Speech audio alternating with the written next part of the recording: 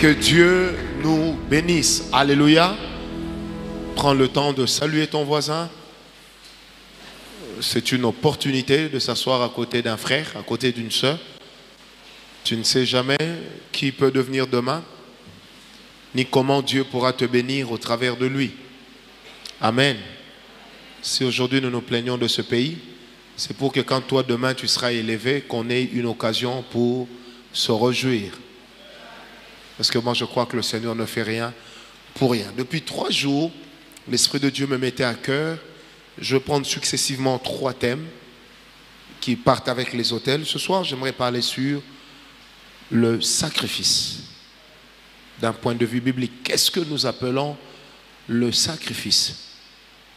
Qu'est-ce que nous appelons le sacrifice? Hier, un monsieur m'a écrit sur Facebook. Il m'a dit, il ne prie pas avec nous, il n'est jamais venu ici, mais que le Seigneur lui avait demandé de venir me rencontrer et qu'il devait me dire quelque chose. Ce fut fait aujourd'hui, je lui ai donné rendez-vous. Le monsieur s'est présenté et il m'a dit ce que le Seigneur lui avait dit. Un simple frère, mais qui amenait un message très profond. Amen. Sans savoir, il m'a dit qu'il habitait Kitambo. Il me dit ceci exactement. Il dit, prophète, le Seigneur m'a dit que les verrous qui empêchaient surtout aux gens d'être bénis financièrement est en train de tomber. Et il m'a dit, j'ai vu que Dieu a ouvert les portes. Et le signe qu'il m'a donné, il dit, j'ai vu que vous avez acheté chez les voisins.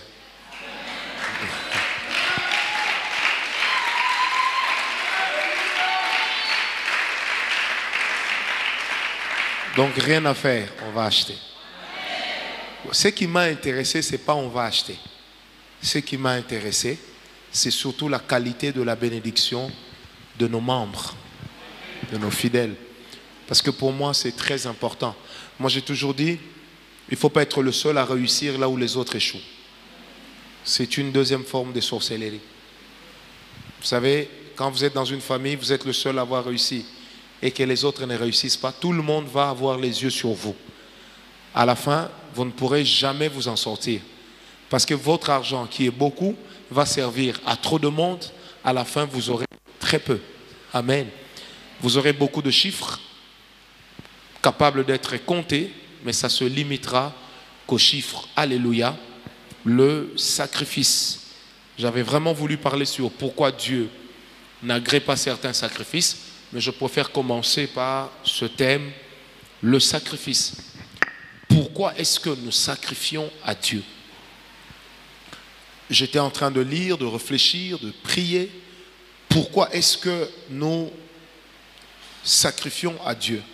Vous savez, j'aimerais commencer par dire, j'ai grandi avec un ami qui était très proche de moi, dont le papa était un grand maître dans une loge de la Maïkari.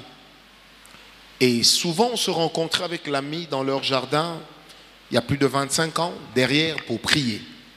Et on passait notre temps à prier, parce que nous avions pris la résolution lorsqu'on était jeunes, quand on n'a rien à faire, au lieu de parler des gens, surtout au lieu d'aller suivre les filles, on allait prendre notre temps pour prier. Amen. Et là où on priait, c'était juste derrière la chambre de leur papa. Un jour, leur père l'appelle. Il dit, mon fils, j'aime bien vos prières, mais ça ne m'impressionne pas. Il dit, il y a une chose qui m'impressionne chez vous. C'est lorsque vous parlez en langue. Mais il y a une autre chose que vous, les chrétiens, si vous le découvrez, ça va changer votre vie, mais vous n'y avez pas encore travaillé. Amen. Amen. Vous savez, cette phrase est restée dans mon cœur. En grandissant avec le Seigneur, j'ai vu dans ma vie le Seigneur faire des promesses extraordinaires aux gens. J'ai entendu de mes oreilles, j'allais dire de mes yeux, j'ai entendu de mes oreilles des gens à qui Dieu disait des choses qui étaient tout simplement extraordinaires. Je les ai entendus de mes oreilles. J'ai vu des gens il y a 19-20 ans en prier. On était tous assis et le Seigneur était en train de parler à une personne d'entre nous disant, Tu seras le premier à qui j'ouvrirai les portes de l'étranger. Tu seras le premier qui va prêcher dans le monde entier. Aujourd'hui, quand je regarde cet ami, je me rends compte que ça, c'est comme si cette parole était fausse. Or, je sais que Dieu ne ment jamais. Et non seulement que Dieu l'avait dit par les autres, mais Dieu l'avait également dit par ma propre bouche. Donc, je ne peux pas douter de ce que le Seigneur a dit par moi. Et tout ce temps, je me pose la question, mais qu'est-ce qui s'est passé? Qu'est-ce qui se passe dans notre vie? On a des rêves, on a une vision reçue de Dieu. Pas que nous avons formé parce qu'on a vu les autres. Nous avons des rêves, nous avons des choses reçues de Dieu. Mais quand on se rend compte que c'est comme si il y avait eu un mensonge quelque part. C'est comme si les personnes qui nous ont parlé, soit avaient menti ou n'avaient pas bien entendu. Quelqu'un me comprend? Quand je regarde aujourd'hui certains messages qu'on nous a apportés, en 95, un homme de Dieu est venu dans la ville en provenance de l'Afrique du Sud et il avait apporté un thème très important, c'était la libération des nations par l'Église. Il expliquait comment est-ce qu'un pays va se relever à cause de ce que l'Église est en train de vivre, à cause de ce que l'Église est en train de faire. Comment est-ce que Dieu, pour délivrer une nation, commence par délivrer une Église? On avait tous couru derrière cet homme. Plus tard, il a commencé une église. Gloire au Seigneur. Mais quand je regarde aujourd'hui ce que l'église devient, ce que les chrétiens nous sommes, ça me fait toujours réfléchir. Amen. En fait, je me pose la question, où est Dieu? Pourquoi devons-nous éprouver les mêmes difficultés que les païens? Et même des fois, les difficultés que nous éprouvons ensemble, eux, ils s'en sortent plus vite et mieux que nous. Quand vous regardez autour de vous, qu'il me soit permis de le dire, il y a même des gens qui ont envie d'aller dans l'occultisme. Un jour, je parlais avec un ami, il m'a dit, mon cher, tu sais que certains de nos amis sont partis dans l'occultisme. J'ai dit, ça les regarde. Il me dit, mais mon cher, tout ça aussi, c'est à cause de Dieu. Vous savez, c'était resté dans ma tête, j'ai posé la question, Seigneur, est-ce que tu as privé la bénédiction à certains pour ne l'accorder qu'à d'autres? Est-ce qu'il faut que tout le monde triche pour être bien? Est-ce qu'il faut que tout le monde triche pour être bien? Je vais donner les éléments de réponse qui vont nous permettre de parler du sacrifice. Et toutes mes réflexions, toutes mes prières et toutes mes méditations m'ont amené à une seule chose. Aujourd'hui, personne ne peut dire que les chrétiens ne travaillent pas. Personne ne peut dire que les gens qui viennent à l'église n'ont pas envie d'emploi. Vous êtes d'accord avec moi? Personne aujourd'hui ne peut dire, dans une église comme la Parole de foi, on ne peut pas.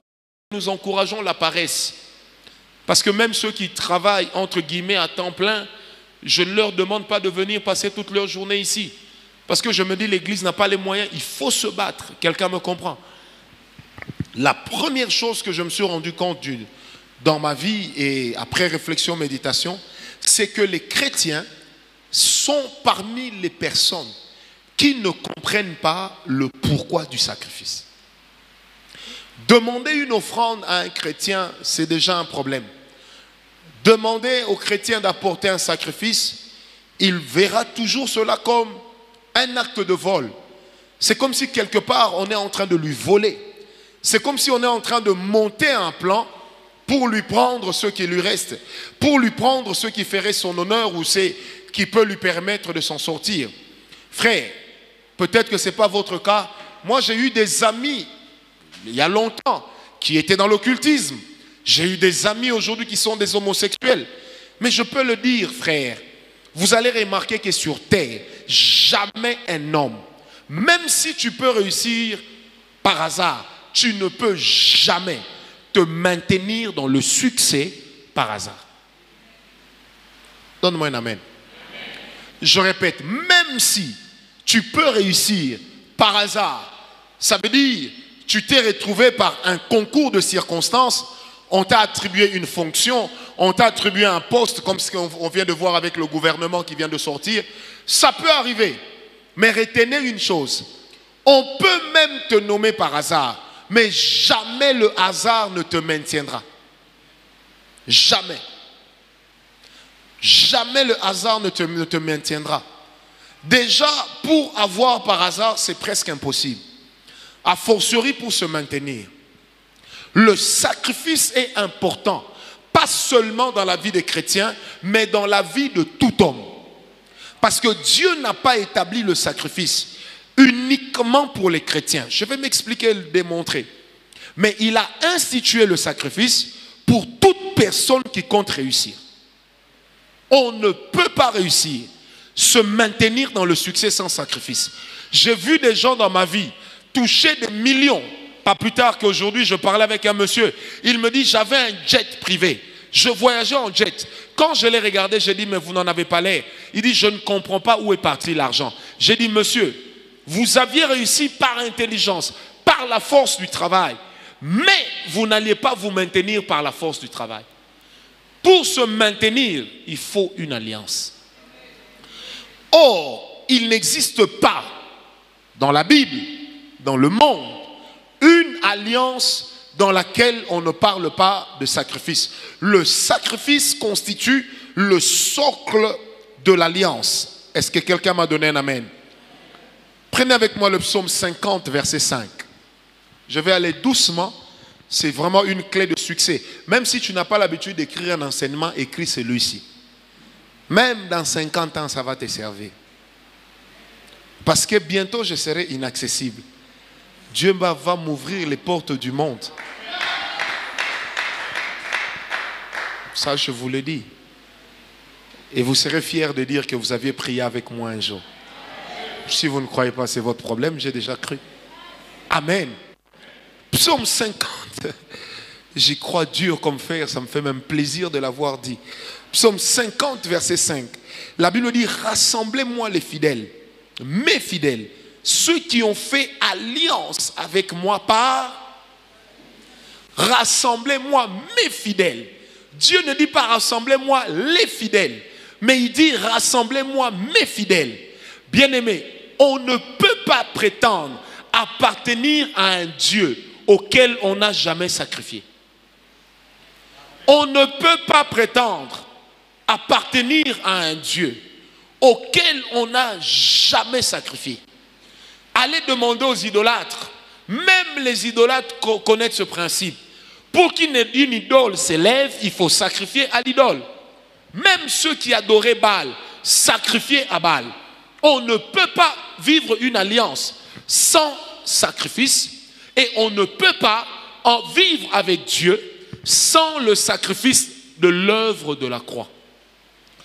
La chose qui nous a unis au Seigneur, ce ne sont pas nos prières, c'est un sacrifice. Ça veut dire pour nous mettre en contact avec lui, pour nous rapprocher de lui, Dieu a sacrifié. Alors si Dieu a sacrifié, pourquoi est-ce que Dieu a sacrifié? Parce que simplement, le monde est régi, non pas seulement par des paroles. Et si c'était des paroles au début, aujourd'hui le monde est régi par ce que nous appelons les lois, les préceptes et les statuts. Est-ce qu'on me comprend? Le monde est régi par les lois, les préceptes et les statuts. Les statuts desquels je parle, S-T-A-U-T, S, non pas U-E, ce sont des choses, ou si vous voulez, c'est un ensemble de lois qui n'évoluent pas malgré les circonstances. Malgré les temps, ça reste les mêmes. L'œuvre de Jésus, la mort de Jésus à la croix, n'a pas changé la position de la terre. La terre est restée la même. Amen. Le ciel est toujours au-dessus, le sol est toujours en bas. Les hommes ne marchent pas tête en bas, les pieds en haut. Vous savez pourquoi? Parce que ça fait partie des principes avec lesquels Dieu a créé l'univers. Le fait que Jésus soit mort à la croix ne dit pas aux chrétiens que s'ils ne travaillent pas, ils auront à manger. Parce que la loi du travail n'est pas une loi de malédiction, c'est une loi de bénédiction.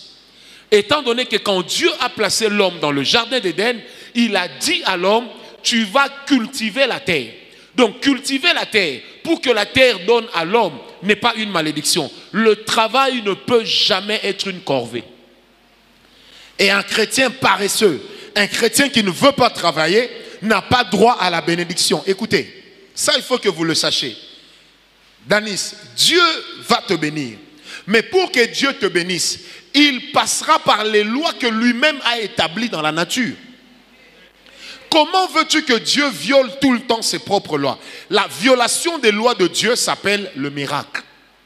C'est pourquoi quand Jésus entrait dans la ville, et que les gens ont dit fais un miracle, il a dit, il vous sera donné ici aucun autre miracle que celui de Jonas. Il ajoute, car ne savez-vous pas que les miracles contredisent les lois de la nature? C'est pourquoi Dieu ne les fait pas tout le temps.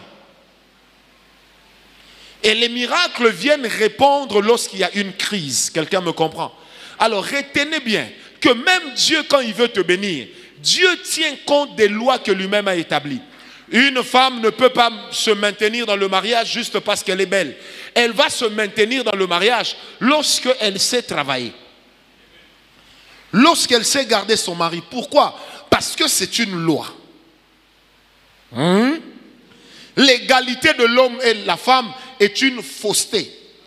Parce que c'est une loi qui dit que tes désirs te pousseront vers lui et lui il fera quoi? Il dominera sur toi. C'est une loi que l'Occident ne peut pas changer. C'est pourquoi vous allez remarquer que même dans l'homosexuel, quand il y a deux filles qui sont ensemble, il y en a une qui joue le rôle de l'homme. Pourquoi? Parce que même quand on a voulu se détourner de la loi finit toujours par vous rattraper. Quand deux homosexuels garçons se mettent ensemble, vous allez remarquer que l'un d'eux aura des mimiques de femmes. Mettra même des talons et des jupes. Pourquoi? Parce que c'est une loi. Lorsqu'on veut contourner la loi nous rattrape. Or, que dit la loi?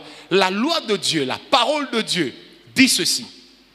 Que j'ai établi une alliance avec ces gens par le sacrifice, par conséquent, ils peuvent être appelés mes fidèles. Ce n'est pas par la prière qu'on réussit longtemps, mais c'est par les alliances. La prière a une force, mais l'alliance a une force illimitée. Donne-moi un amen bien. On ne peut jamais réussir sans sacrifice, parce que le sacrifice, c'est la porte d'entrée dans le monde des grands. Tout grand est grand. Vous savez, les gens qui ont réussi, ils peuvent écrire des livres pour nous expliquer comment ils ont réussi. On peut appliquer les mêmes lois et les mêmes principes. On ne réussira pas comme eux. Donne-moi un amen. Moi, j'ai lu des livres, Le Prix de l'excellence. J'ai lu des livres comme Père riche, Père pauvre. J'ai lu des livres qui parlaient de Dangote, de toutes ces personnes qui ont réussi. J'ai toujours aimé lire. Mais je me suis rendu compte d'une chose. Même en les appliquant, je ne suis pas devenu comme eux. Même les livres qui disaient un homme vrai ne doit jamais dormir avant 0 heure. Il doit dormir à 1 heure du matin, être debout à 4 heures. Ça, je vous dis, c'est ma vie de tous les jours. Je n'ai toujours pas d'argent. On m'a dit, un bon chrétien, s'il veut être puissant sur la terre, il doit prier à 4 heures du matin. J'ai 27 ans de vie chrétienne. Quelqu'un m'a compris. C'est pour dire ceci. Il y a des lois que Dieu a établies et ces lois sont inviolables. Le Seigneur Jésus, et ça il est important de le savoir. Les gens ont souvent dit, mais le Seigneur Jésus est apparu, il a détruit toutes les lois. Non. Il a détruit les lois qui nous condamnaient. Il a détruit les lois qui nous condamnaient. Il n'est pas venu abolir les lois que Dieu lui-même a placées dans la nature. Parce que lui-même, le Seigneur Jésus, a été soumis à ces lois. Telles que la nuit, s'il ne priait pas, il dormait. Parce que c'était la nuit. Jésus ne se mettait pas à un endroit parce qu'il est Dieu et quand lui il est là, il commence à faire jour. Non. Parce que c'est une loi. Qu'à une certaine heure de la journée, la terre aura telle position par rapport au soleil et telle partie du monde sera dans la nuit, l'autre partie dans la journée, parce que c'est comme ça. Est-ce que quelqu'un m'a compris? Dis à ton voisin, le sacrifice, on ne peut pas le détruire. Genèse 8, verset 22. La Bible dit, tant que la terre subsistera, les semailles et la moisson, le froid et la chaleur, l'été et l'hiver, le jour et la nuit ne cesseront jamais. Tant que quoi existera? Alors répondez-moi, tant que quoi existera? Et tant que quoi existera? Je reprends. Tant que la terre subsistera, les semailles et la moisson, le froid et la chaleur, l'été et l'hiver, le jour et la nuit ne cesseront jamais.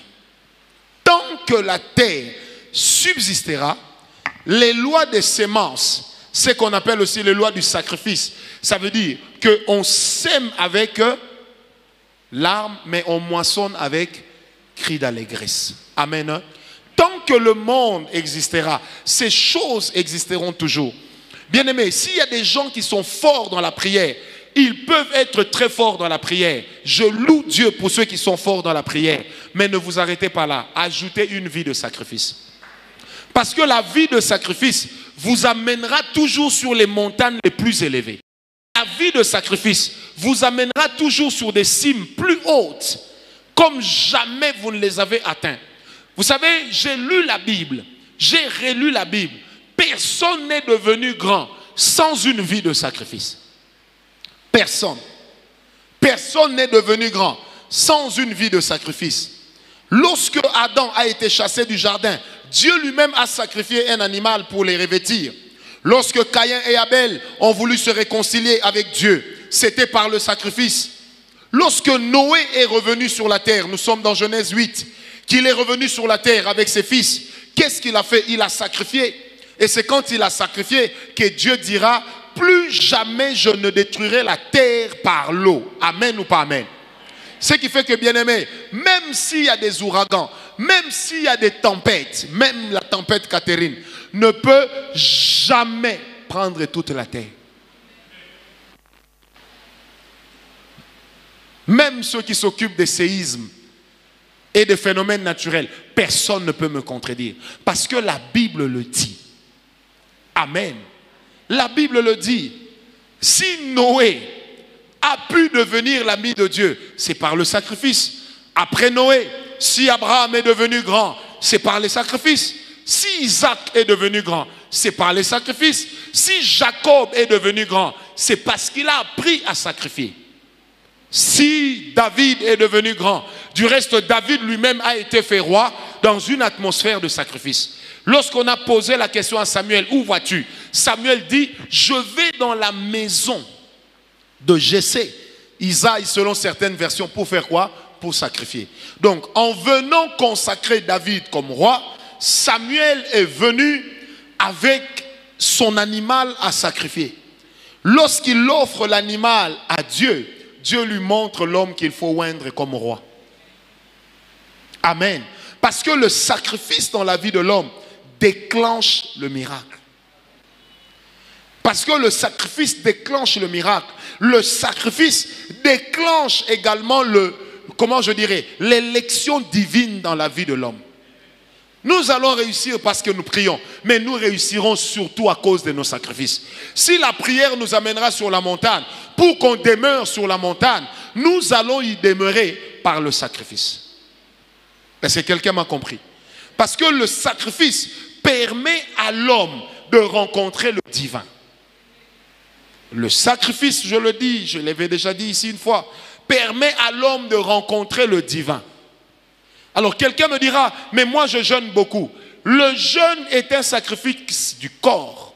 Mais ce que nous apportons à Dieu comme sacrifice prend toujours l'âme, le corps et l'esprit. Amen. Pourquoi? Parce que ça doit créer en nous une conviction intérieure qui soit forte. Maman, tu veux que tes enfants soient bien demain. Apprends-leur à suivre la voie du Seigneur, mais apprends-leur aussi à sacrifier. Toi-même sacrifie pour eux. Ainsi tu protégeras tes enfants. Même si tu n'es plus là et que ton mari prenait une autre femme, même si cette femme faisait souffrir tes enfants, même si tes enfants n'allaient pas à l'école à cause de cette femme, tes sacrifices finiront par parler pour eux. Pourquoi? Parce que les sacrifices répondent toujours aux lois du succès. Vous ne pouvez pas devenir un grand pasteur lorsque vous n'avez pas appris à sacrifier. Les autels sont d'abord la manivelle qui nous amène à des sacrifices constants. À un succès constant, pardon. Vous voulez que votre succès soit constant? Apprenez à sacrifier.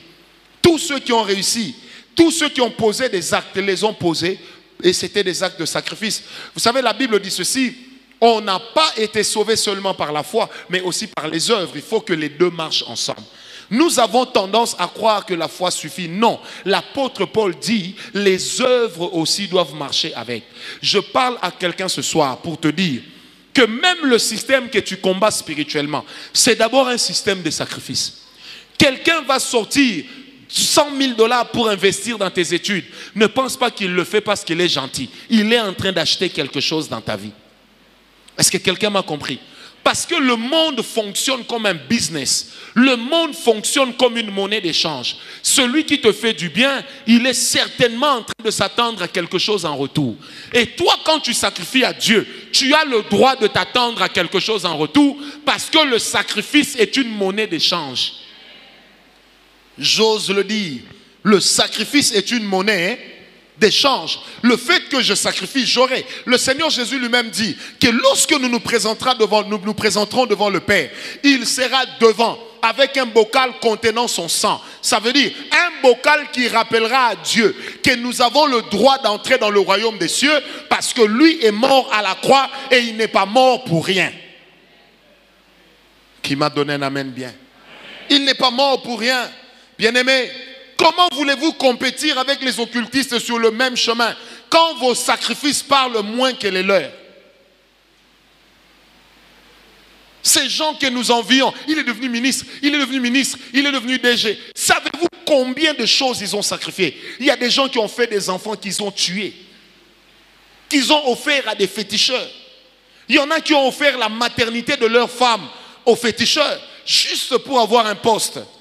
Bien-aimés, le monde, le combat du monde n'est pas un combat de prière, mais c'est un combat de sacrifice. Parce que tout le monde peut prier, mais tout le monde ne peut pas sacrifier. Tout le monde ne peut pas sacrifier. Dans le monde du sacrifice, les gens se regardent pour savoir qu'est-ce qu'il a sacrifié. Même dans la sorcellerie, y a-t-il un sorcier ici? Lève ta main. Même dans la sorcellerie, pour monter de niveau, qu'est-ce qu'il faut faire? Il faut sacrifier plus que les autres. Un homme qui donne son sang, qui tue ses enfants, qui sacrifie la maternité de sa femme, frère, vous n'allez pas le détrôner par la prière. Qu'on ne vous trompe pas. Parce que le sacrifice crie toujours plus fort que la prière. Donne-moi un amen bien. Jésus n'est pas allé sur Golgotha, arrivé là-bas, il a crié, soyez sauvés! Non. Arrivé là-bas, il a donné son sang. Arrivé là-bas, il s'est sacrifié. Alors, le sacrifice est important lorsque nous voulons établir une génération de personnes bénies. Je répète, le sacrifice est important lorsque nous voulons établir une génération de personnes bénies. Moi, j'ai dit pour ma part, ma femme, mes enfants ne connaîtront plus jamais la pauvreté. Parce que je sacrifierai encore longtemps pour eux. Jusqu'à ce que Dieu me retire de la terre. Si c'est par l'enlèvement, au moins je sais qu'on partira ensemble. Mais si c'est par la mort, bien. Vous savez pourquoi? Parce que j'ai appris ce principe. Celui qui sacrifie, c'est un homme qui est très grand. Est-ce que quelqu'un m'a donné un amen bien? Je disais, est-ce que quelqu'un a donné un amen très bien? Alors, les sacrifices sont importants. Vous savez, des fois, nous avons l'habitude de dire, oui, Salomon est devenu l'homme le plus riche du monde. Salomon n'est pas devenu l'homme le plus riche du monde, simplement parce qu'il était fils de David. Il est devenu l'homme le plus riche du monde, parce qu'il avait appris de son père David ce que les autres fils n'avaient pas appris. Qu'est-ce que Salomon avait appris? Il avait appris le sacrifice. La Bible dit ceci, le jour où Salomon a été consacré roi, il est allé sur la montagne, il a sacrifié 1000 têtes de veau. Et lorsqu'il est allé dormir, le Seigneur est venu le rencontrer dans la nuit. Il dit, Salomon, qu'est-ce que tu veux que je fasse de toi? Et Salomon a dit, ne me donne pas trop. Donne-moi juste la sagesse pour diriger ce peuple. Dieu lui donne la sagesse, mais Dieu prend un engagement. Il dit, jamais un homme ne sera riche comme Salomon. Salomon n'est pas devenu riche parce qu'il était sage. Il est devenu riche par le sacrifice. Oh, donne-moi un amen bien. Tout sacrifice dans ta vie doit toujours avoir un objectif. Ne sacrifie jamais pour rien. Sacrifie parce que tu as un objectif à atteindre. La Bible dit ceci: lorsque l'arche est restée chez Obed-Édom et que David a appris que la maison d'Obed-Édom était bénie, il a ordonné qu'on aille récupérer l'arche. Mais qu'a fait David? Il était devant en train de danser, en train de célébrer Dieu dans la louange. Mais la Bible dit au même moment, on sacrifiait à Dieu. Et lorsque l'arche est arrivée dans la cité de David, on a organisé des festins. La Bible dit un peu partout en Israël. Pourquoi? Parce qu'il fallait sacrifier. Pourquoi sacrifier? Parce que le sacrifice calme toujours la colère du divin. Le sacrifice calme la colère du divin. Je vais bien m'expliquer, même si certains ne comprendront pas. Pourquoi le sacrifice calme la colère du divin? Vous savez, chez les Bakongo, ceux qui croient en Nkodia, qui connaît le Nkodia ici? Vous savez, des fois, le Nkodia, c'est comme une marmite dans laquelle on a mis un esprit. Quand cet esprit-là sort, parce que quelqu'un a ouvert la casserole, qu'est-ce qui va se passer? On dit toujours, pour ramener cet esprit dedans, il faut lui faire un sacrifice. Quelqu'un me comprend? J'ai la famille d'un ami très proche. Leur père avait le Nkodia et eux ne savaient pas. Alors après la mort de leur père, la famille de Bakongo ont dit que personne n'ouvre la chambre du papa. Parce que Nkodia d'ami soit famille Ezakuna. Donc notre Nkodia est là-bas. Et c'était quoi ce Nkodia? C'était juste une marmite vide. C'est-à-dire quand tu ouvres ça, c'est vide. Mais en réalité, il y a un esprit. Pourquoi? Parce que ça représente un autel. Alors le fils aîné, voleur qu'il était, il est entré par fraude dans la chambre du papa. Il cherchait l'argent. Il s'est dit, si la famille ne veut pas qu'on entre, c'est que le petit frère de papa qui était proche de papa sait qu'il y a l'argent ici. Il a fouillé partout, il n'a pas trouvé l'argent. Quand il a vu la marmite, il s'est dit, ça y est, bingo, j'ai décroché le gros lot. Il a ouvert la casserole, il n'y avait rien. Vous savez que 70 jours après, la famille du papa arrive pour ouvrir la chambre. Dès qu'ils entrent dans la parcelle, le petit frère du vieux dit, les enfants disent, personne n'est entré. Parce que même les enfants ne savaient pas. L'oncle dit, nous n'entrons plus dans la maison parce que la chose que nous étions venus faire, vous l'avez déjà laissé partir. Frère, je peux te garantir, quand vous allez dans cette famille, ce sont des métis. Vous allez voir un enfant de 20 ans, mais qui a l'air d'avoir 60 ans. Et en fait, j'avais posé la question à la mère, pourquoi tout le monde est vieux comme ça chez vous? C'est là qu'il me dira, Moupepankodia et Nouni Sabango. Et puis je dis, alors qu'est-ce qu'il fallait faire? Il m'a dit, les enfants étaient à 7. L'oncle avait dit, pour ramener le Nkodia, il faut sacrifier 5 enfants. Maintenant il ajoute, 3 sont déjà partis. Il reste 2. Est-ce que vous comprenez comment la sorcellerie existe? Amen. Et j'ai dit à la mère, pourquoi vous ne priez pas? Il m'a répondu, mon cher, ça c'est pas les histoires de prière. Ça c'est des choses qui ont des lois. Et j'ai un autre ami Moukongo, lui m'a dit, nous quand notre père s'est converti, on a prié à la maison. Il a pris la casserole d'une Nkodia. Il est allé au Bas-Congo, en pleine forêt. Il a déposé la casserole, il a fouillé. Il dit, depuis, tout le monde dort bien chez nous. Quelqu'un me comprend? Parce que le sacrifice a une décision de vie ou de mort. Ça, c'est ce que les gens ignorent et les chrétiens ne veulent pas reconnaître ça. J'ai lu un jour Kenneth Copeland qui était en train d'expliquer que dans sa vie, parmi les choses qui l'ont aidé à atteindre une haute dimension de la bénédiction, c'est lorsqu'il a appris à soutenir les croisades de Renard Bonke. Et il avait dit à Renard Bonke, à chaque fois que tu seras bloqué financièrement, fais-moi signe, je vais payer. Mais pourtant lui-même est un grand serviteur de Dieu. Il dit, j'ai appris que le succès vient dans ton ministère lorsque tu sacrifies pour les autres. Un monsieur comme Kenneth Hagin, qui a été l'un des hommes les plus puissants, le père du mouvement Réma, l'un des hommes les plus puissants, il dira dans un de ses livres qu'il avait 3 secrets. Parmi les secrets qu'il avait, il dit, j'ai appris à sacrifier. Tu entends? J'ai appris à sacrifier. Un jour, je me suis retrouvé aux États-Unis dans une grande réunion des serviteurs de Dieu. Et l'homme qui prêchait disait ceci, il dit, on ne peut jamais atteindre une haute dimension avec Dieu lorsqu'on n'apprend pas à sacrifier. Parce que les choses qu'on ne sacrifie pas sont celles auxquelles on s'attache. Et les choses auxquelles on s'attache sont généralement celles que Dieu nous demande. C'est même ça le sens d'Isaac. Abraham avait Ismaël, Abraham avait Isaac. Mais Isaac, aux yeux même d'Abraham, était plus important que Ismaël. Parce que Ismaël restera le fils de la servante, Agar. Mais Isaac restera le fils de la promesse. Et regardez ce qui va se passer. Dieu, pour maintenant établir, tu entends Karel, une alliance irrévocable avec Abraham. Il ne demandera pas à Abraham Ismaël, parce que ce serait facile de donner Ismaël. Sarah aurait été contente. On aurait enlevé à son fils son plus grand concurrent. Mais Dieu dit à Abraham, tu me donneras ton fils, ton unique, virgule, celui que tu aimes. Ça veut dire que l'autre, tu ne l'aimes pas. La Bible dit, lorsque Abraham montait avec Isaac, c'est que je vous dis, il faut retenir ça toute votre vie. Lorsque Abraham montait avec Isaac sur la montagne, qu'est-ce qui se passait? Abraham montait avec son sacrifice. De l'autre côté, le Dieu d'alliance montait avec son animal. Et quand ils sont arrivés sur le sommet de la montagne et que Abraham a ligoté Isaac pour le tuer, la Bible dit, l'ange dit à Abraham, je vois que tu ne m'as pas refusé ton unique. Ton unique. Il dit, retire ta main de lui. Tourne-toi. Regardez. Dieu a amené un animal pendant qu'il savait qu'il avait besoin d'un sacrifice. Mais il fallait que Abraham montre à Dieu que je suis capable de te sacrifier le plus important.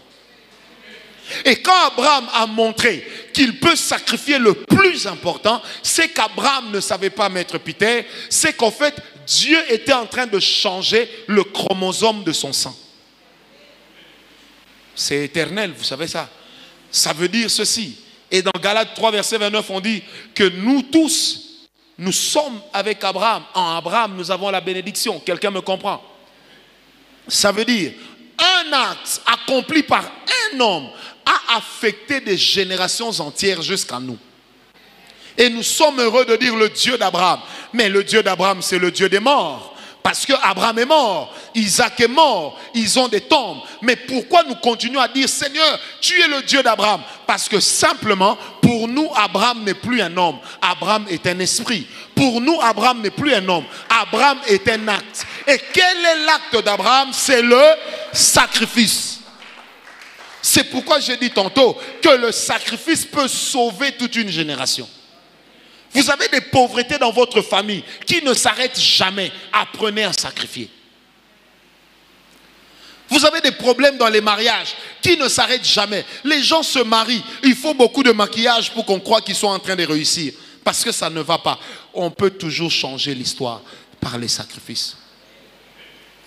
Quand la sorcellerie vous combat, la sorcellerie ne vous combat pas que par les incantations. Et même alors, les incantations tirent leur force du sacrifice. Quelqu'un m'a donné un amen.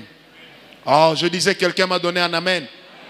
Alors imaginez que vous soyez tombé un jour sur un homme avec qui vous allez vous marier, ma soeur. Lui-même est produit d'un sacrifice. Parce que c'est lui qu'on a sacrifié. Qu'est-ce que vous allez faire? Je peux te dire quelque chose. Apprends à sacrifier quand tu es jeune, pour que tes sacrifices luttent contre tout sacrifice sur ton chemin. De sorte que quand tu tomberas sur un homme pareil, que ton cœur batte pour que tu fasses marche arrière. Même au plus fort de l'amour, on ne peut pas réussir avec Dieu, Sandrine, sans sacrifice. Parce que des fois, les familles dans lesquelles nous entrons, nous ne savons pas sur quoi ça repose. Vous savez, quand d'habitude on dit, voilà, quand tu entres dans une famille, il y a des sacrifices dans cette famille, il y a des alliances. Vous avez déjà entendu ça, qu'il faut connaître. Mais quand on dit il y a des alliances, on fait allusion à quoi? On fait allusion à quoi? Quand vous entrez dans une famille, les alliances de cette famille ont toujours un type de sacrifice que ça exige. Vous allez rencontrer dans certaines familles, les aînés sont bêtes. Ils sont jouisseurs, ils ne font rien de leur vie.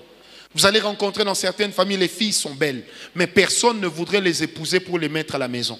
Vous allez rencontrer dans certaines familles, les filles vivent dans une prostitution telle qu'on n'en a même pas trouvé à Rome.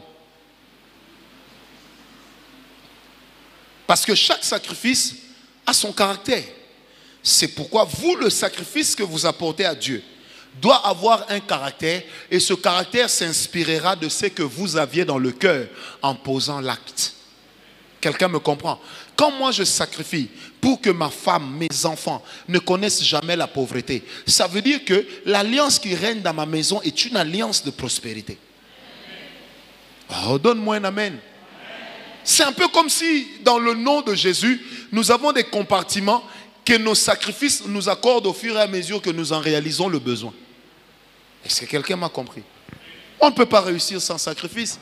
Quand ce papa qui est élevé à la banque, qui est élevé en politique, il se réveille la nuit pour manger du caca juste pour se maintenir. Vous pensez que c'est pour rien? Vous pensez que c'est parce qu'il est bête? Non, il sacrifie. Et croyez-moi que ce caca-là qu'il mange ne représente pas que du caca, mais ça représente également autre chose. Demandez-nous qui avions grandi à Lipen, qui faisions la cour aux filles de ma campagne, de Limete, de Gombe. Demandez-nous, et des pigeons. On sait. J'ai connu un homme, très connu à l'époque à Kinshasa. Quand on allait chez lui, une fois qu'il entre dans sa parcelle, il s'arrête. J'entre dans ma parcelle. Il crie comme ça. Une fois qu'il entre à l'intérieur de la maison, un homme très connu, je ne peux pas citer son nom, il crie, j'entre dans ma maison. Et il devra se tenir sur le balcon. Et il regarde, il dit, je suis sur mon balcon. Chaque jour, il nageait, même en saison sèche. Donc, avant de manger, il enfile son, j'allais dire bikini, comment on appelle ça? Machine à laver, comment? Maillot de bain. Dès qu'il nage, c'est que il nage une fois, il sort la tête. Je nage dans ma piscine. Enfin, ça nous faisait rire. Vous savez que cet homme avait 3 garçons. Tous ces 3 garçons sont morts.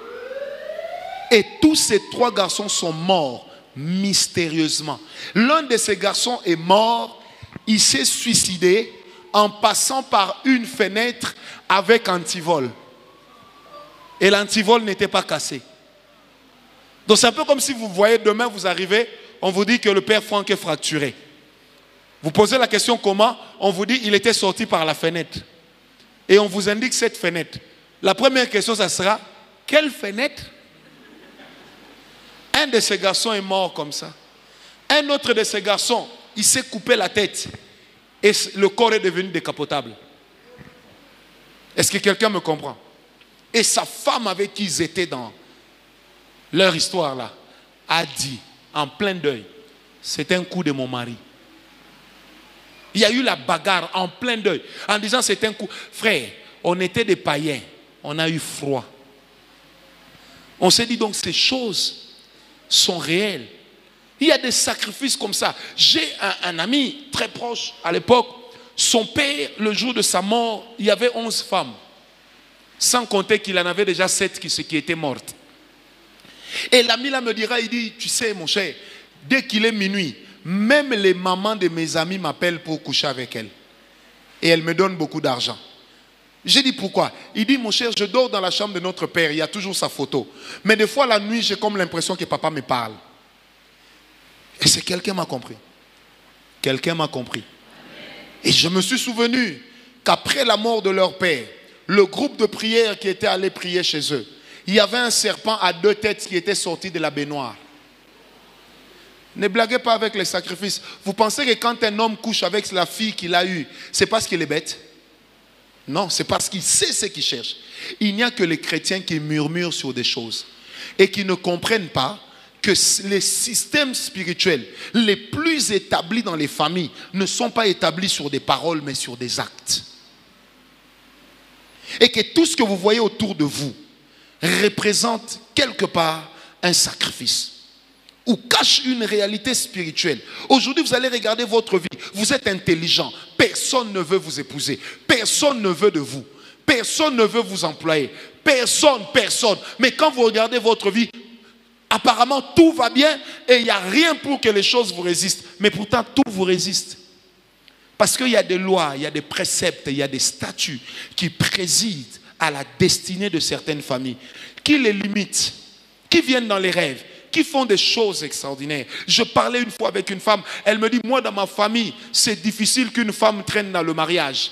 Je vais vous choquer. Elle me dit, moi j'ai fait 15 ans dans le mariage, j'ai couché avec mon mari 2 fois. Il n'est pas impuissant, je ne suis pas frigide. Je lui ai posé la question, ma soeur, tu fais quoi? Je dis, mais pourquoi vous n'allez pas ensemble? Elle dit, je ne comprends pas, lui et moi on n'en a pas envie. Un jour dans ma chambre d'hôtel au Luxembourg, j'ai reçu un couple, c'était un couple de blancs.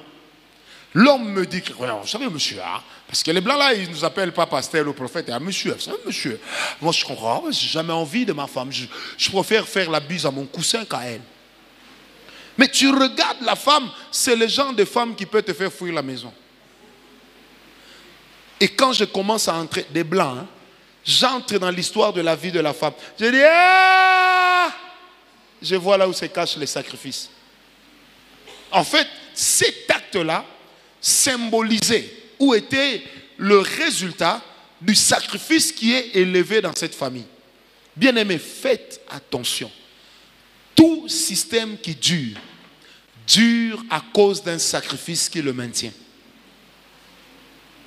On ne dure pas au pouvoir parce qu'on a gagné les élections, hein, ou parce qu'on a respecté l'institution. On dure au pouvoir parce qu'on a sacrifié. Les païens sacrifient pour leur Dieu, mais nous sacrifions pour le Dieu d'Israël.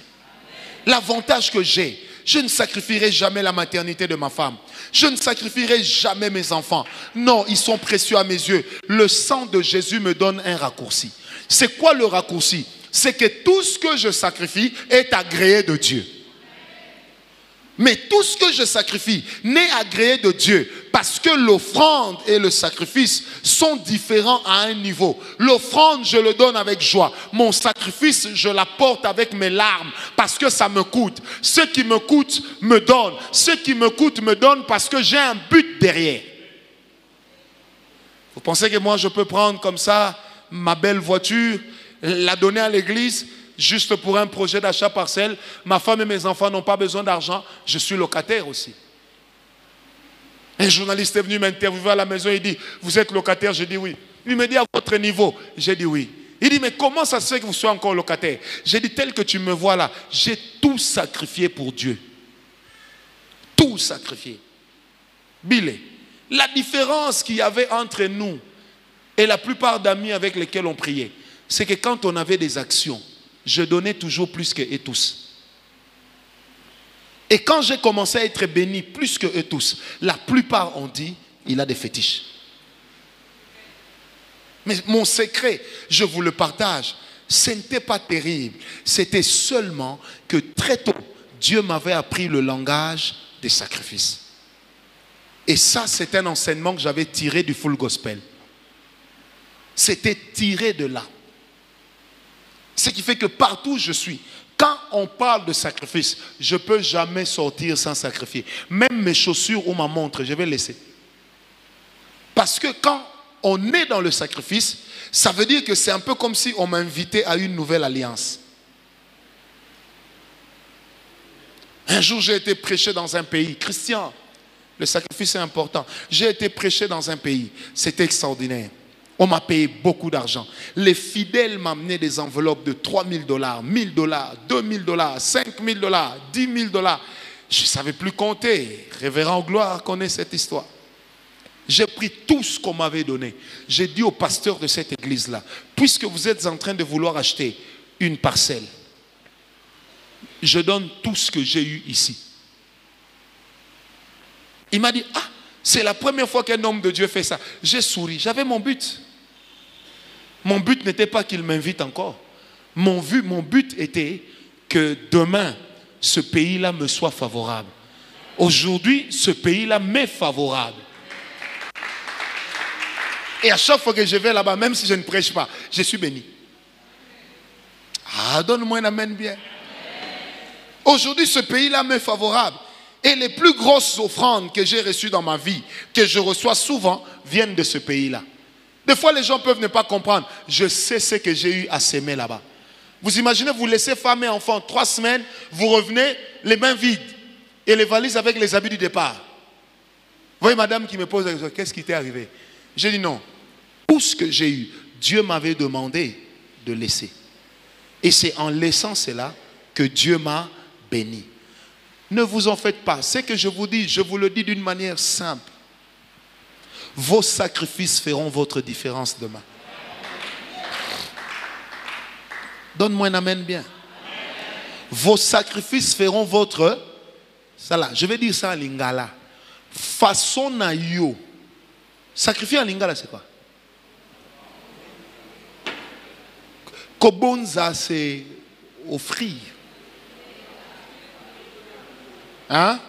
Façon na yo ya kotumba mbeka. Et pas nzambe. Pite. Yangonde lobi batu barobengelo mutu akisi. Tu sais pourquoi, même chez les chrétiens, on appelle les gens qui réussissent batu akisi? Parce qu'en fait, même les chrétiens, n'étant pas des personnes qui sacrifient beaucoup, ils trouvent étrange que ceux qui sacrifient beaucoup soient bénis. Et généralement, quand ça commence à produire, ils oublient que l'autre avait sacrifié plus qu'eux. Redonnez-moi un amen. En fait, c'est ce qu'ils oublient. C'est que l'autre avait sacrifié plus qu'eux. Frère, quand tu sacrifies aux autres mayuma, mais tu es en train de s'aimer. Parce que tant que la terre et le ciel subsisteront, cette loi sera là. J'arrêterai de sacrifier quand je serai au ciel. Parce que Dieu n'en aura plus besoin. Mais sur la terre, je sacrifierai encore. Donne-moi un amen. Je ne peux pas vous dire le nombre de fois où j'ai prêché, on m'a donné l'argent, j'ai retourné ça au pasteur, tout en ayant besoin de cet argent. C'est ça le sacrifice. Vous savez, des fois, ma femme et moi, on prie, on dit, on donne à Dieu 45 jours pour nous bénir avec 10 000 $. On donne à Dieu 30 jours. Et puis Dieu nous donne. Pas Dieu exécute, Dieu nous donne. Pourquoi? Parce que le sacrifice parle toujours du langage, le langage de la main qu'il a apporté. Mon sacrifice ne parlera pour mes frères que si je parle d'eux à Dieu. L'autre n'a pas été sauvé parce qu'il était l'autre. Il a été sauvé parce que le sacrifice d'Abraham, Abraham a prononcé le nom de l'autre. Il dit, j'ai mon neveu, j'ai sa femme et j'ai leurs enfants là-bas à Sodome. Est-ce que tu vas quand même détruire Sodome? Dieu dit non. Je vais d'abord les faire sortir. Ensuite, je détruirai Sodome. Mais qu'est-ce qui a sauvé Lot et sa femme? Ce n'était pas les prières de Lot, c'était le sacrifice d'Abraham. Est-ce que quelqu'un m'a donné un amen? Je prie Dieu ce soir que les sacrifices qu'on a consentis contre toi, que ça se taise à jamais. Nicolo Tozotala Nambamba.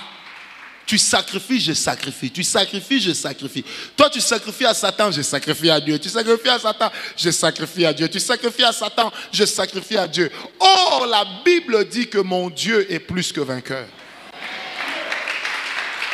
Bien-aimé, le roi David dit, tu dresses devant moi une table en face de mes ennemis. Mais il ne dit pas que tu me donnes à manger. Il dit, mais pendant que la table est là, tu es en train de oindre ma tête d'huile. Ça veut dire, l'approbation de l'onction royale ne coule que là où l'homme a appris à sacrifier. Dieu te montrera la table, mais c'est toi qui apporteras le mets. C'est pourquoi dans l'Apocalypse, il a dit, j'entrerai chez toi, je mangerai d'abord ce que tu as. Ensuite, tu mangeras ce que moi, Dieu, j'ai. C'est le principe. Si quelqu'un ouvre, j'entrerai, je souperai avec lui. Ensuite, lui, avec moi. Avant que Dieu te donne ce qu'il a, il faut que tu lui donnes ce que tu as. Parce que Dieu t'a déjà donné ce qu'il avait de précieux. C'était la vie de son Fils unique, Jésus. Est-ce que quelqu'un me comprend? Bien-aimé, qui aimerait tout le temps recevoir un homme chez lui qui ne vient manger que chez lui, qui n'apporte jamais une bouteille d'eau? À un certain moment, ça devient lassant. Quelqu'un me comprend? Et Dieu est respectueux des principes. Il y a des gens qui ont appris à sacrifier. Qu'est-ce que Ésaïe venait souvent chercher au temple? Il venait sacrifier. Si Ad a eu Samuel, c'est à cause des sacrifices d'Elkana.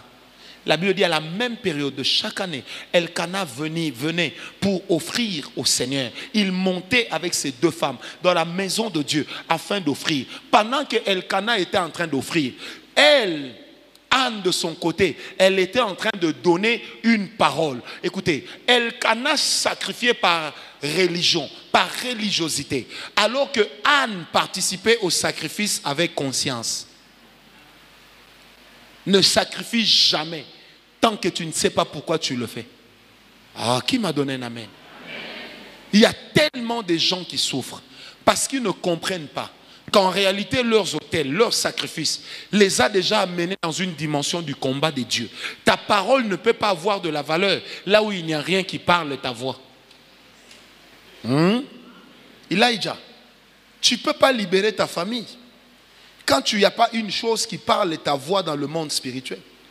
Or, parmi les choses qui parlent la voix d'un homme dans le monde spirituel se cache quoi? Le sacrifice. Est-ce que quelqu'un m'a compris? J'aimerais que si tu es d'accord avec moi, que tu dises à ton voisin, mon sacrifice parlera pour moi et pour mes enfants après moi. Oh, dis-le bien. Nous sommes la génération de ceux qui vont réussir. Et nos enfants sont la génération de ceux qui vont réussir sans avoir touché à l'occultisme, sans avoir touché au fétiche. Ce qu'on avait oublié de dire au pasteur hier. Et vous n'avez pas besoin de la franc-maçonnerie pour guérir les malades. Le don de guérison existe. Vous n'avez pas besoin de la franc-maçonnerie, de la rose-croix, de toutes ces histoires-là pour devenir puissant. La puissance est dans le nom de Jésus parce que le nom de Jésus, c'est le nom du sacrifice. Tu veux changer de mode de vie, change ta dimension de sacrifice. Tu veux changer la qualité de ta bénédiction, change la qualité des sacrifices que tu apportes à Dieu. Oh, donne-moi un amen bien. Change la... Frère, j'ai appris une chose, je vous dis du vécu. À chaque fois que ça complique, je sacrifie. Vous savez, des fois, j'entre dans ma chambre, je dis, qu'est-ce que je vais donner? Moi, il y a même des gens auxquels je donne des choses, ils sont contents. Mais moi-même, je sais que ce que je leur ai donné, en tout cas, c'est mon sacrifice que j'ai fait à Dieu. Oh, donne-moi un amen. Des fois, je dis à quelqu'un, viens chez moi. Il vient, je dis, prends un peu ses habits. Il dit, ah, prof. Je dis, non, toi, prends seulement. Quand il parle, moi, je reste, ça fait mal, hein. Je dis à Dieu, Seigneur, n'a-tu plein, quelqu'un me comprend? Oh, donne-moi un amen. Moi, j'ai appris à comprendre, mes amis. On n'a pas besoin de fétiches pour réussir. Nous ne féticherons pas tous, mais nous sacrifierons tous à Dieu. C'est bas de... Attendez, tu parles un bon français et puis un monsieur va te dire, fais comme ça. Non. Quelqu'un me comprend? Le langage des sacrifices, c'est le langage des grands. C'est le langage des grands. Christian, le sacrifice peut te faire sortir dans des situations que tu ne peux pas imaginer. Parce que quand ça ne va pas, ton sacrifice a une valeur qui court. Tu peux toujours recourir à lui. C'est comme les miles. Lorsque vous achetez tout le temps les billets dans la même compagnie, vous avez des miles. En fait, à un certain moment, je me rappelle dans mon dernier voyage, j'étais au seconde classe. Seconde classe, j'ai eu mal au dos. J'ai appelé l'hôtesse, j'ai dit, mais j'ai des miles chez vous ici, non? Il me dit, comment vous appelez? Je donnais mon nom. Elle a amené l'ordinateur, elle a dit, c'est vous, monsieur Ngawalatel? J'ai dit, oui. Il dit, mais vous avez autant de miles? J'ai dit, oui, prenez 40 000 miles, mettez-moi en première classe. Vous savez, quand on a pris mes 40 000, j'ai signé, je suis allé en première classe. Maintenant, les gens avec qui on était me regardaient, je marchais là très bien. En fait, ça ne m'a pas coûté un franc. Non. À chaque fois que je prends l'avion, je sacrifie un peu d'argent dans le prix du billet que j'achète. Et ça s'emmagasine. Et le jour où j'en ai besoin, je peux demander même un billet gratuit, on va me donner. Pourquoi? Je suis crédible. Moi, j'entre dans les salons d'honneur, que ce soit à Kinshasa, à Roissy, même quand j'ai un billet de seconde classe. Vous savez pourquoi? Parce qu'ils ont vu que j'étais un monsieur sérieux, qui ne changeait pas de compagnie. Quelqu'un me comprend? Alors, quand on me faisait passer devant, j'ai commencé encore à penser au sacrifice. J'ai dit, vous voyez, quand je disais, j'achète le billet dans la même compagnie, j'ai dit, c'est cher, c'est cher. Mais aujourd'hui, ceux qui disaient, c'est cher, ils vont sortir avec des courbatures. Quelqu'un me comprend? Alors, un homme va voir comme ça, il dit, mais sacrifice est l'équilibre niveau. Quelqu'un me comprend? Parce que celui qui sacrifie, il sécurise sa vie, il sécurise la vie de ses enfants. Tu peux payer pour tes enfants les études. Demain, il termine la licence comme un vieux politicien de l'époque. Il a payé pour son fils la médecine aux États-Unis dans la plus grande université. Mais l'année où le fils termine, 3 jours après la collation, l'enfant est mort. L'enfant est mort. Bien-aimé, les études n'assurent pas le succès. Les études n'assurent pas le succès. Les études n'assurent pas le succès. Mais les sacrifices attirent le succès. Oh, donne-moi un amen bien. Dieu dit à Moïse, tu diras à Pharaon que nous partons dans le désert pour adorer Dieu. Or, l'adoration à Dieu était toujours soumise à un sacrifice. C'est pourquoi la Bible va même jusqu'à dire que vous ne viendrez pas dans la maison de Dieu les mains vides. Est-ce que quelqu'un m'a compris? Il y a des gens qui espèrent devenir des grands, mais qui n'aiment pas sacrifier. Vous savez, quand le diable combat un message des autels et un message de sacrifice, ça veut simplement dire que tu es programmé à la réussite et au succès, mais le diable t'empêche d'entrer dedans. Donne-moi un amen bien. Le diable t'empêche d'entrer dedans. Un jour, je suis allé prêcher, c'était à Montréal. J'étais avec un ami dans le même hôtel. On a fini de prêcher, Quand on entre dans notre chambre, je prends tout mon argent, je viens lui donner. J'ai dit, mon cher, j'ai aimé ce que Dieu a fait avec toi. Prends cet argent. Il me dit, pourquoi tu me donnes? J'ai dit, non, j'aimerais te bénir pour que j'entre aussi dans cette grâce-là. Et ça avait marché. Quelqu'un me comprend? Le sacrifice a une valeur inestimable en termes des faits. Apprenez à sacrifier au Dieu d'Israël. Et puis, vous saurez que la bénédiction de Dieu existe. Tu n'as pas besoin d'envoyer tes filles à la prostitution pour te ramener à manger. Sacrifie. Accepte de mourir de faim. Mais demain, Dieu se souviendra de toi. Je peux te le rassurer. Et je te le dis encore. Demain, Dieu se souviendra de toi. Des fois, nous jetons des pierres sur des gens. Regardez, celui-là, il doit avoir des fétiches. Comment il a fait pour réussir, alors que les autres ne réussissent pas? Bien-aimé, non, vous savez, un homme comme Oyedepo, qui est l'homme de Dieu le plus riche du monde, lisez ses livres. Comment cet homme sacrifie, vous n'en reviendrez pas. Vous allez voir que l'un des secrets de cet homme, ce sont les sacrifices qu'il a fait dans les autres ministères. Ce sont les sacrifices qu'il a fait. Un jour, son propre adjoint à Bioye fêtait son anniversaire. Oyedepo a dit, on va lui acheter un avion. Moi-même, je donne la moitié du prix. Il donne la moitié du prix. Les gens se lèvent, ils sacrifient. Et cet homme a un avion.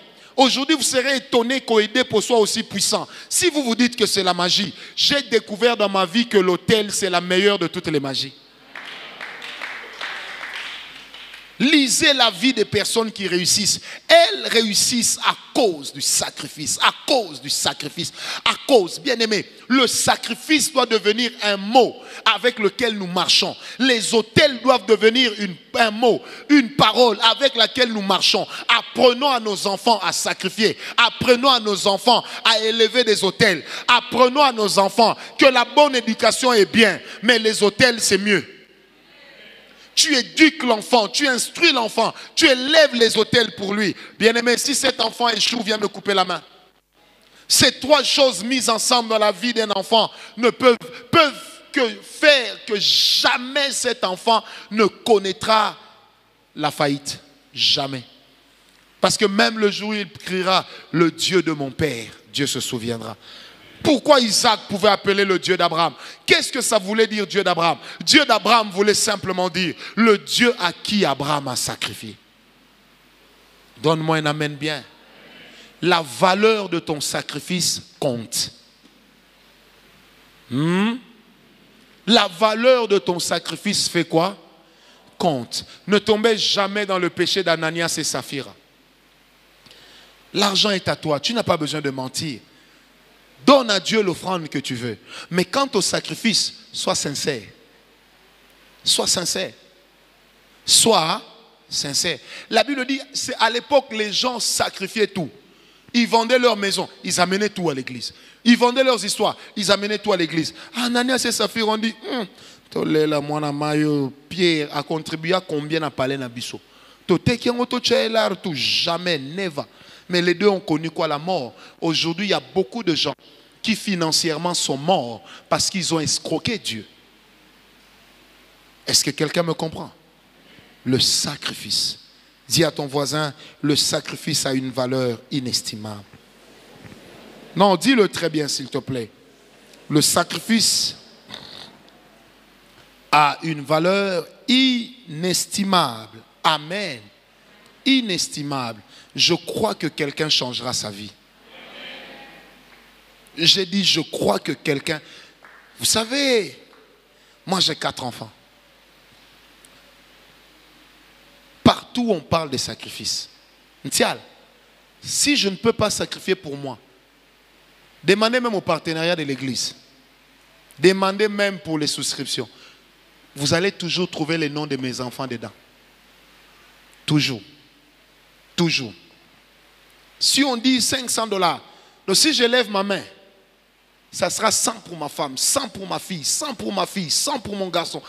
Même si moi, je ne donnerai pas mon nom, j'insiste qu'on écrive dans les registres les noms de mes enfants. Vous savez pourquoi?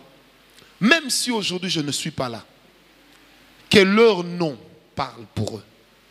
Que le sacrifice de leur père, consenti pour eux, crie à leur égard. Nos parents étaient des adorateurs d'idoles. Nos parents étaient des adorateurs des païens. Nos parents ont sacrifié du sang dans l'occultisme. Ils ont sacrifié du sang dans la magie. Ils ont sacrifié du sang dans la sorcellerie. Regardez la qualité de vie que les enfants ont aujourd'hui. Bien-aimés, faisons la différence. Sacrifions à Dieu. Ah, redonne-moi un amen bien. Sacrifions à qui? Un jour, je suis en train d'atterrir. Le bishop a débrouillé, papa a débrouillé. Il vient à l'église, il dit, j'ai 300 voitures que vous m'avez déjà offert. À la fin de cette année, ne me donnez rien.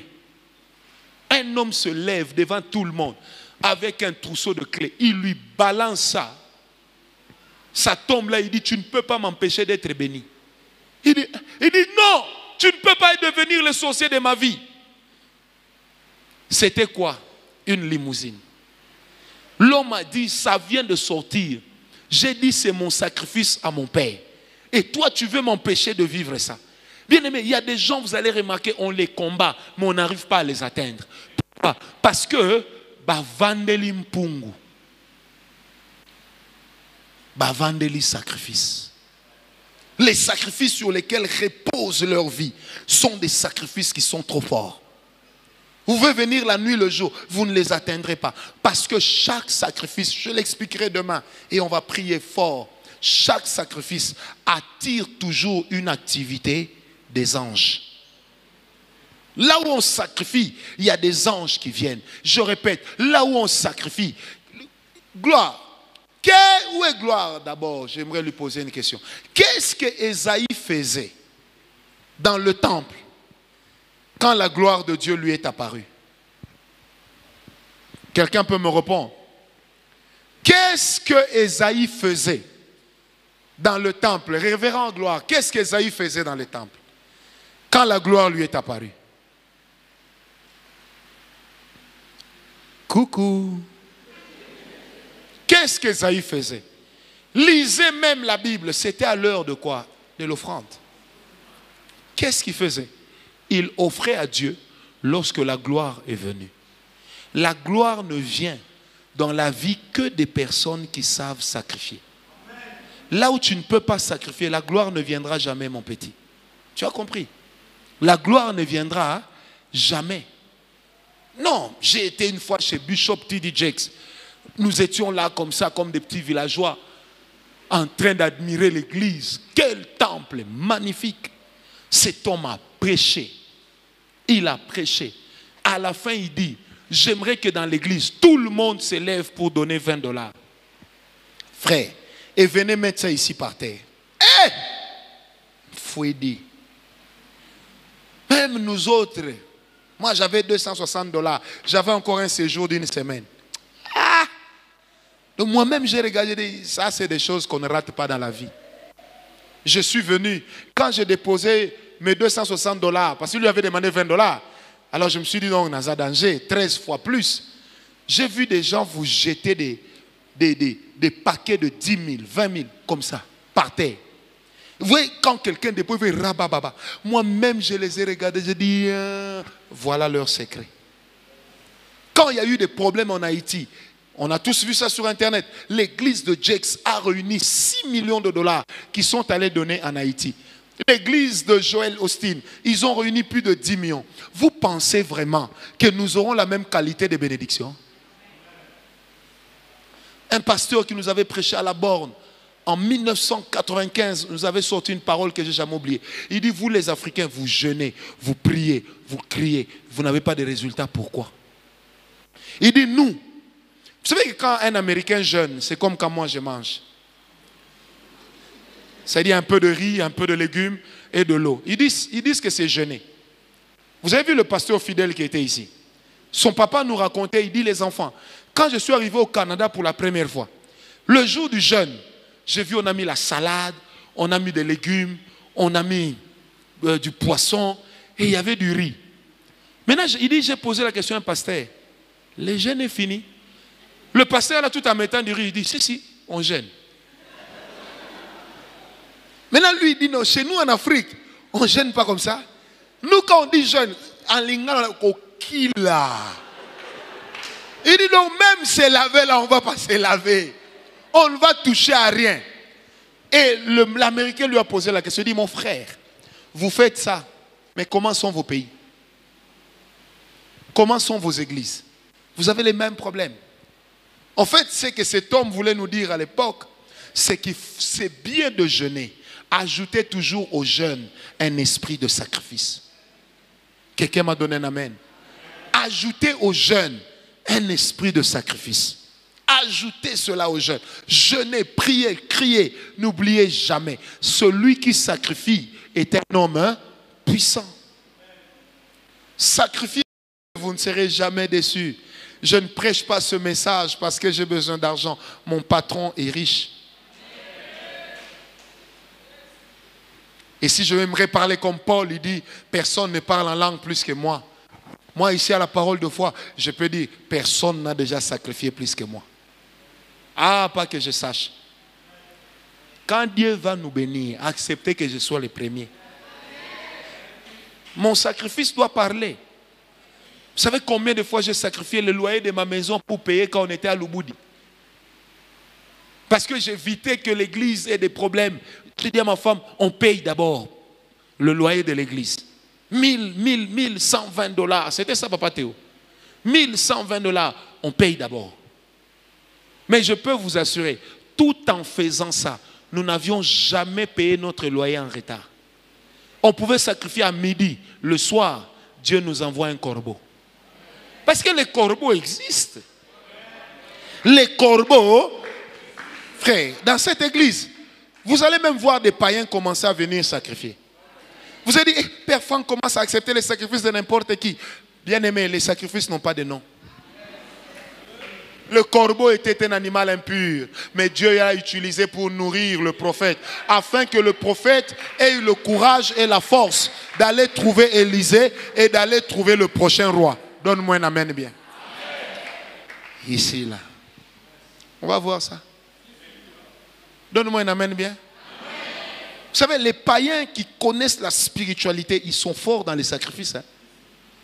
Ils savent qu'en fait, ce sont les principes. Vous allez aux États-Unis, même ceux qui travaillent à la Maison Blanche, quand on les engage, on leur demande d'abord de donner le numéro de compte de leur pasteur ou de leur église pour qu'on paye la dîme pour eux.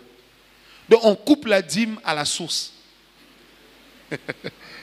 Est-ce qu'une nation pareille? Non. Non. Une nation pareille? Non. Une nation pareille? Non. Non. Vous allez en Chine. Le gouvernement soutient la religion, le shintoïsme et tout ça. Ceux qui sont avec les Confucius, le gouvernement les soutient. Frère, une nation pareille? Non. Allez en Angleterre. Le gouvernement soutient les églises. Sans fachi béton, mais ça avance. Ça nous fait peut-être rire, mais ça doit nous faire réfléchir. Pourquoi les enfants de vos voisins réussissent et pas vos enfants? Pourquoi vous avez des grands diplômes, vous n'avez pas de bons salaires? Ou que na bando, que na poto, plonge na plonge. Je disais à un pasteur, Olembi vioté. Soyez qui nous avons pao, moza awa combinaison, toujours valisette, comme si tu partais en voyage. Alors que dedans, c'est caché quoi? Sa tenue pour faire la charpente. Non, pas la charpente, comment on appelle ça? Échafaudage. En plein hiver, tu touches le métal. Vous savez que ça électrocute. Mais ils font ça. Mes enfants, à moi, ils ne feront pas ça. Manière dont je vais sacrifier à la fin de cette année, même Dieu va s'étonner. Moi je vous dis, Dieu, il va s'étonner. Et c'est quelqu'un qui m'a compris. Où est la petite là? Laetitia, lève-toi un peu. Il faut te lever, Laetitia, la noirotte. Lève-toi. Mais tu as vu, quand j'ai dit noirotte, toi-même tu t'es reconnu. Cette fille avait eu un problème de visa il n'y a pas longtemps. Elle m'a écrit, dit non papa, cette fois-ci j'aimerais quand même aller en Europe. Je cherche le visa. Je lui ai dit, je ne prie pas pour toi. Rappelle seulement à Dieu. Elle avait fait dans cette église un sacrifice d'une valeur de plus de $3000. Je lui ai dit, rappelle seulement à Dieu ce que tu avais fait pour son œuvre. Où tu na mon épée moi, cravate nangai. Quelqu'un me comprend? Quelqu'un peut le regarder comme ça, dire, regardez les jeunes filles ici, c'est sûr qu'elles sortent avec le consul, c'est pourquoi on lui a donné le visa. Non, c'est comme ça que les Congolais réfléchissent, vrai ou faux? Quand une jeune fille roule dans une belle voiture, qu'est-ce qu'on dit? Makango bakonzi. Tout le monde n'est pas likango de mkonzi. Apprends seulement à sacrifier. Là où les autres réussissent par la fraude, toi tu réussiras honnêtement. Assieds-toi. Et c'est quelqu'un qui m'a compris. Un jour, je devais voyager, on était en plein culte. J'ai parlé des offrandes. J'ai dit à ma femme, prends la voiture, séance tenante, va prendre l'argent de mon billet. Elle a amené l'argent de mon billet, c'était 1500 €, 1 euro. J'ai sorti devant toute l'église, j'ai mis dans le panier, je dis, voyez, j'ai mis. Moi, je ne suis pas le genre de serviteur qui va passer après à la caisse pour dire, j'avais mis pour donner l'exemple. 2 jours après, j'ai eu 10 fois plus que ce billet-là.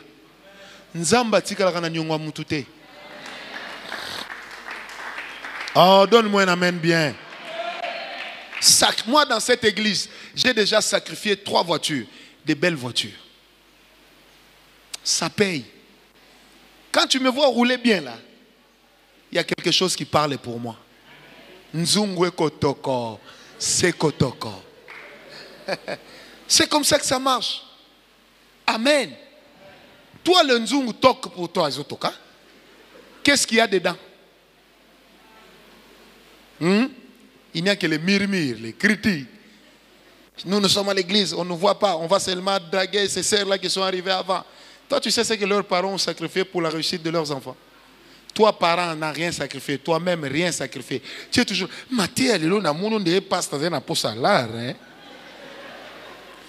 Un jour, une dame me dit, prophète, pourquoi il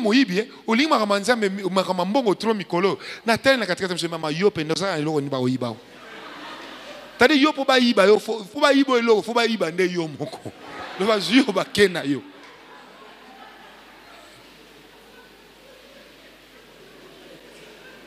donc ça même na téléphone moi même mo iba go ya ovie na iba yo téléphone qui peut téléphone na porter monnaie no tonda ba papier a nini ba facture à la régie des eaux ou tchaka ngo kaka l'essentiel poche et vimba. Le Philippe. Est-ce que quelqu'un m'a compris? Dis à ton voisin, sacrifie. Non, dis-lui bien, sacrifie. Ce soir, quand nous allons prier contre la sorcellerie à 23h, ayons cet esprit de sacrifice.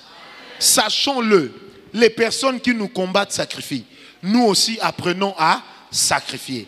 Est-ce que quelqu'un m'a donné un amen très bien? Je disais, est-ce que quelqu'un m'a donné un amen bien? Frère, j'aimerais vous raconter cette histoire avant de finir. Un jour, je me retrouve dans un pays d'Afrique. Un homme organisait le mariage de sa fille. L'invitation, c'était un iPhone. Dès que tu allumes, tu as l'invitation du mariage. Et il a envoyé cet iPhone à 4000 personnes. Il a organisé la fête de sa fille dans un désert. Et il a loué des hélicoptères qui amenaient ses invités de l'aéroport jusque là-bas. Il a loué un service terrible. Ce mariage avait coûté 40 millions de dollars. Bien-aimé, quand on m'a raconté ça, par la personne qui était de la famille, je lui ai dit, ce mariage-là n'était pas un mariage. C'était un sacrifice qu'il était en train de faire à ses dieux. Faites très attention. La plupart des gens qui étaient dans cette fête sont morts. Pas par des crashs. Dans les 5 ans, 2-3 000 sont décédés. Un peu malade, un peu ceci. Staffing King, il y a sacrifice. Mort. Quelqu'un m'a compris. Donc il y a des choses comme ça. Les païens sont plus sages que nous. Les fils de ce monde, de ce siècle, sont devenus plus sages que nous. Ils font des choses, des fois, qui nous amènent à critiquer. Mais nous continuons à leur être soumis parce qu'ils ont plus de moyens que nous. Apprenons à leur dire non. Apprenons de notre côté à sacrifier à Dieu. Parce que lorsque nous sacrifions à Dieu, tout sacrifice consenti, offert à Dieu, n'échouera jamais. Je vous lance un défi, car je sais que le Dieu que nous prions, il est le Dieu fidèle. Quelqu'un m'a donné un amen bien. Je disais, quelqu'un m'a donné un amen bien. Que c'est que les sacrifices de tes parents avaient fermé, que tes sacrifices les ouvrent. Que c'est que les sacrifices des membres de ta famille avaient pris, que tes sacrifices te les rendent. J'ai dit que tes sacrifices te les rendent. Je répète, que tes sacrifices te les rendent. Que ta manière de sacrifier t'amène dans un système glorieux. Que ta manière de sacrifier t'amène dans un succès. Au nom de... Je connais le Dieu auquel j'ai cru. Il n'échoue jamais. Il a dit, tant que la terre subsistera, la loi des semailles, la loi des moissons subsistera. J'aimerais te dire, tant que nous prierons le véritable Dieu, aucun sacrifice ne tombera à terre. Que Dieu te bénisse ce soir. Que Dieu te bénisse ce soir. Tu veux une prière? Accomplis cette parole. Tu veux une prière? Marche avec cette parole. Tu veux une prière? Obéis à cette parole.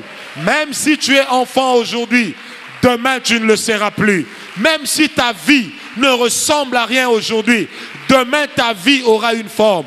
Que Dieu te bénisse et que la grâce de Dieu te couvre.